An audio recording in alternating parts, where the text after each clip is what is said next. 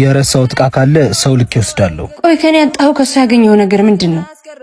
ታዲያ እንዴት አፍቃሪን ገፍተህ ትዳርህን አፍርሰህ ሰው እንዳትሆን ሰባብራ ሄደሽ ሴት ጋር ትመለሳለህ? አላቅም፣ ያልወጣልኝ ነገር ይኖራላ። ቆይ የኔ ድካምስ ውለታይስ? ውለታ እኮ ፍቅር አይሆንም። ይቅርታ። የምር ግን በምትወዳት ልክ የምትወድ ይመስላል። በደንብ ነዋ። የምር ግን ትወጂዋለሽ? ኧረ ወደዛ ይዙ እኮ በግ ነገር ነው። እና እንዴት ሚስትህን ፈተናት ይዋል? የኔ ፍቅር እውነት ወጥቶለታል አልወጣለትም የሚለውን ለማየት። አንቺ ምን አይነት ልብ ነው ግን ያለሽ? ልመኔን ረግጠን ሄድከው።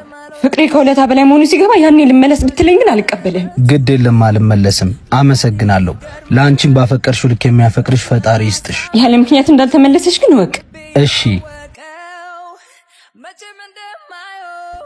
አላልኩም? ደወለ። ሄሎ፣ ሚስቴን እኮ ፈተዋት። የት ነሽ? ልምጣ?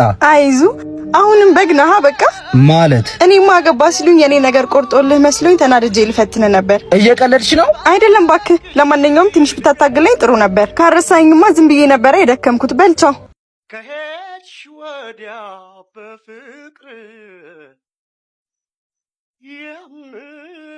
የምታስቸግሪኝ